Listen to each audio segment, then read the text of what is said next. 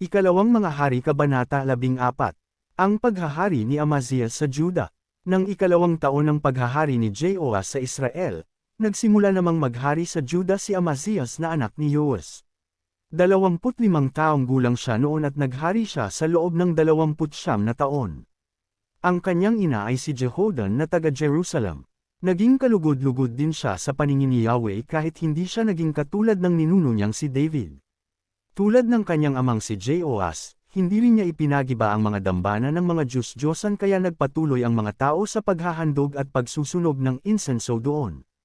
Nang matatag na ang kanyang paghahari sa Juda, ipinapatay niya ang mga opisyal na pumatay sa kanyang amang hari. Ngunit hindi niya idinamay ang mga anak ng mga ito. Sinunod niya ang nakasulat sa kautusan ni Moises, hindi dapat parusahan ng kamatayan ang mga magulang dahil sa krimeng nagawa ng mga anak ni ang mga anak dahil sa krimeng nagawa ng mga magulang. Ang nagkasala lamang ang siyang dapat patayin.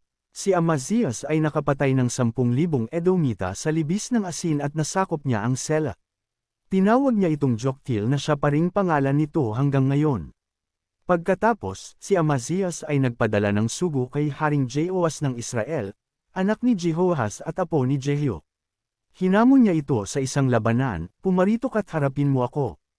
Ganito naman ang sagot na ipinadala ni Jehoas sa hari ng Juda, "May isang maliit na puno sa Lebanon na nagpasabi sa isang malaking puno ng cedar sa Lebanon, ibigay mo ang anak mong babae para maging asawa ng anak ko." Dumating ang isang mabangis na hayop sa Lebanon at tinapakan ang maliit na puno. Nang matalo mo ang Edom ay naging palalo ka na. Masiyahan ka na sana sa kasikatan mo at manatili ka na lang sa bahay mo. Bakit naghahanap ka pa ng gulo na ikapapahamak mo at ng buong Juda?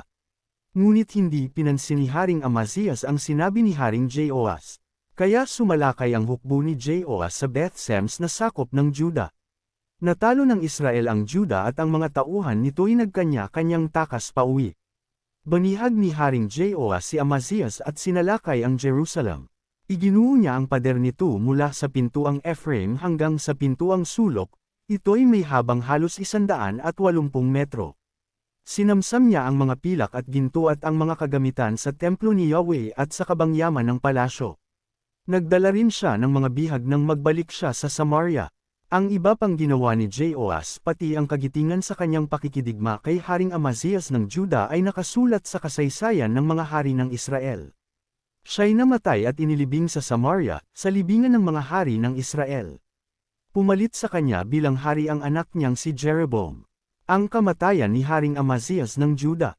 Si Haring Amazias ng Juda ay nabuhay pa ng 15 taon mula nang mamatay si Haring Jehoas ng Israel. Ang iba pang ginawa ni Amazias ay nakasulat sa kasaysayan ng mga hari ng Juda.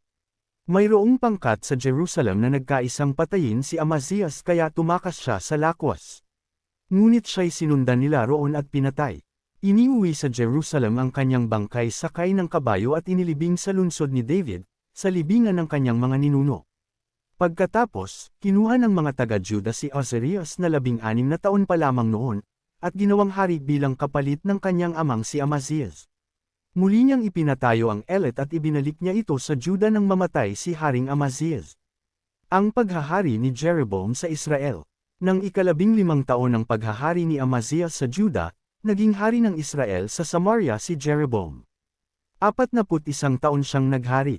Ginawa rin niya ang mga bagay na hindi kalugod-lugod kay Yahweh, wala rin siyang pinag-iba sa mga kasalanan ni Jeroboam, na anak ni Nebat, na nagbulid sa Israel para magkasala.